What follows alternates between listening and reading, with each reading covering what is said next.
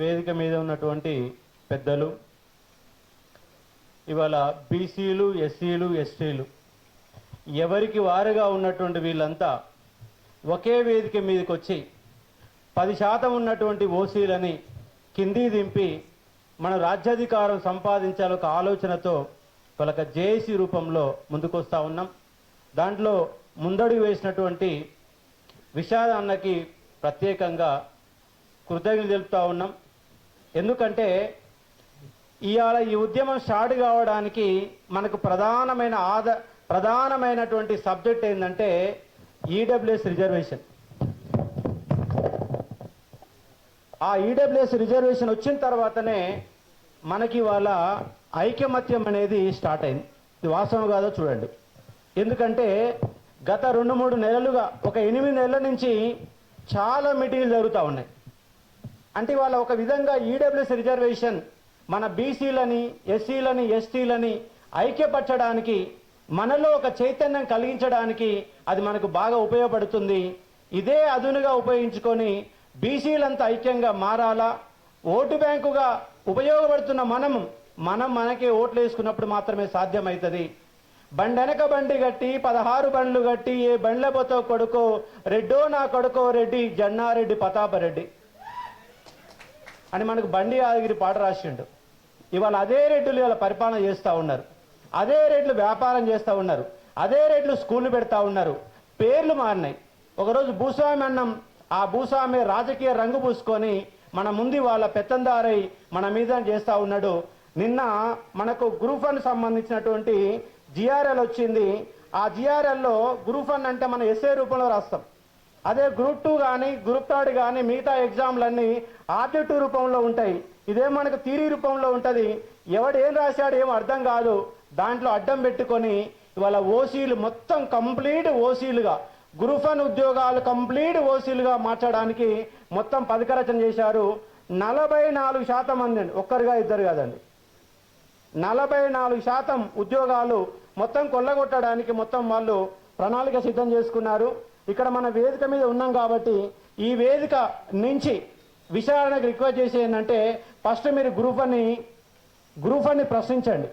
ఎందుకంటే ఇవాళ మన కళ్ళ ముందు జరుగుతుంది. నిన్నే జిఆర్ఎల్ ఇచ్చారు.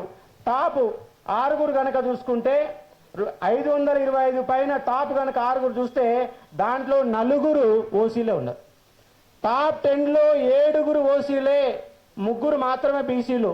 టాప్ 100లో ఎస్సీలు ఎంతో తెలుసా? 3. టాప్ 100లో ఎస్టీలు ఎంత తెలుసా? 8 మంది. 44% మంది. అంటే మనకు 100% రిజర్వేషన్ ఉంటే వాళ్ళు ఈడబ్ల్యూఎస్తో కలుపుకొని 60% రిజర్వేషన్లు. 60 పోను మిగిలినటువంటి 40% అది ఓపెన్ కోటా అంటారు. ఆ ఓపెన్ కోటాలో ఎస్సీలు వస్తారు, ఎస్టీలు వస్తారు, బీసీలు వస్తారు, అందరు వస్తారు. కానీ ఎవ్వరి రాకుండా కేవలం ఓసీలు మాత్రం ఉద్యోగాలు కొట్టే విధంగా వాళ్ళ గ్రూప్ 1 లిస్టు తయారు చేశారు. మరి ఈ లిస్టు మనం ప్రశ్నించాలా వద్దా? ప్రశ్నించాలన్నా అడ్డుకోవాలనా?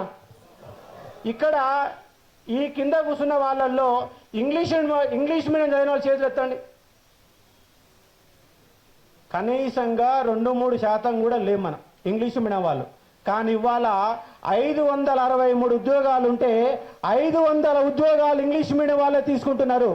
ఎందుకంటే మనం బడుగు బలహీన వర్గాలకు సంబంధించిన వాళ్ళు మనం గవర్నమెంట్ బడిలో చదువుకున్నాం.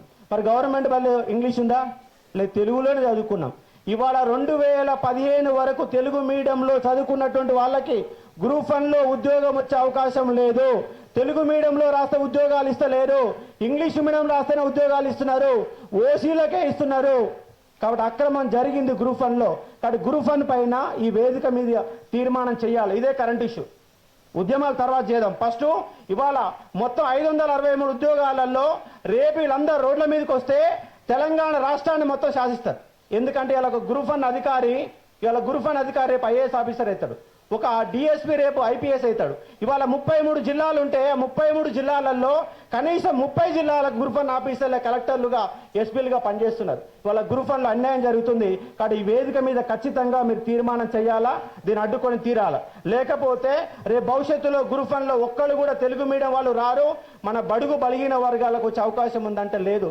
ఖచ్చితంగా నేను నిరుద్యోగ అంశాలపైన బలంగా కొట్లాడుతానున్నాను. ఇంకోటి ఏంటంటే ఇవాళ తెలంగాణలో అక్షరాస్యత పెరిగింది. ప్రతి ఇంట్లో చదువుకున్న ఒక యువకుడు ఉన్నాడు. ఆ యువకుని ముందుగా మనం మొబిలైజ్ చేసుకోవాలి. ఆ యువకుని మొబిలైజ్ చేసుకుంటే ఆ కుటుంబం మొత్తం మొబిలైజ్ చేసేది మొత్తం ఊరు వాడ మొత్తం బీసీ ఎస్టీ నినాదంతో ముందుకు పోవడానికి అవకాశం ఉంది.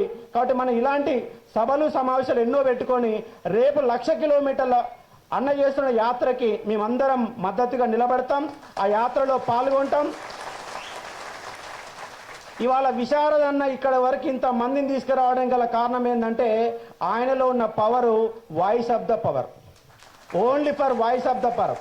ఇవాళ తెలంగాణ రాష్ట్రంలో ఒక ముఖ్యమంత్రి కేసీఆర్ ముఖ్యమంత్రి ఏంటంటే ఆయనలో ఉన్న పవర్ ఒక వాయిస్ ఆఫ్ ద పవర్.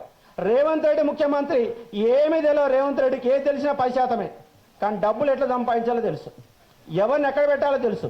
అంటే వాయిస్ అనేది చాలా పవర్. మనము ఇవాళ బీసీలుగా ఎస్టీలుగా ఉన్నటువంటి మనం ఏం చేయాలంటే సాహిత్యం చదవాలా. 69 ఉద్యమం ఎందుకు విఫలమైందంటే సాహిత్య లోపం కారణంగా విఫలమైంది.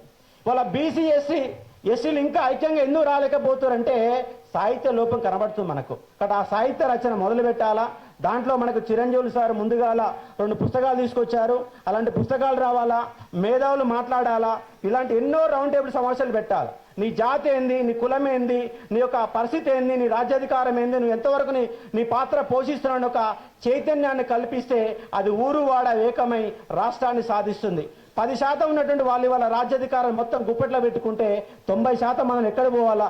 కాబట్టి ఐక్యంగా వచ్చి మన ఓట్లు మనం వేసుకున్న రోజే. కాబట్టి ఊరు వాడకి ఇది ఉపన్యాసాలకే పరిమితం కాకుండా అన్న గనక 1,00,000 కిలోమీటర్లు అయితే ఏ విధంగా యాత్ర పెట్టిండో నాయకులందరూ యాత్రలు పెట్టాలి. మీటింగ్లతో సరిపోతే ఈ ఉద్యమం సక్సెస్ కాదు. కాబట్టి ఊరు వాడ తిరగాల, చైతన్యం చేయాలా. రాత్రి 7:30, 8 గంటలకు ఊర్లలో మీటింగ్ పెడితే 100 మంది ఏకమవుతారు. ప్రతిరోజు 7ంటికి ప్రతి ఊర్లో ఒక మీటింగ్ జరగాల.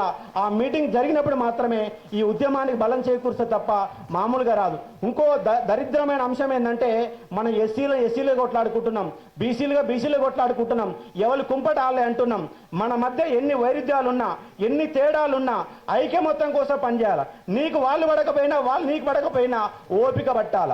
అందరిని కలిసిమెలిసి కొట్లాడితేనే సాధ్యమైతే కానీ మనం తిట్టుకుంటే అది ఓసీలకు చులకనగా మారి మనల్ని విభజన చేసి ఇబ్బంది పెట్టే ప్రమాదం ఉంటుంది. ఇక్కడ ఐక్యంగా చేయండి. మీ మధ్య ఎన్ని విభేదాలున్నా కలిసి ప్రయత్నం చేయండి. రాజ్యాధికారంలో బీసీల వాటా 60% ఉంది. దానికి ఎస్సీ ఎస్టీలు కనుక తోడైతే కంపల్సరీ రాజ్యాధికారం సాధిస్తామని చెప్పే ప్రయత్నం చేస్తా ఉన్నాను. Thank you.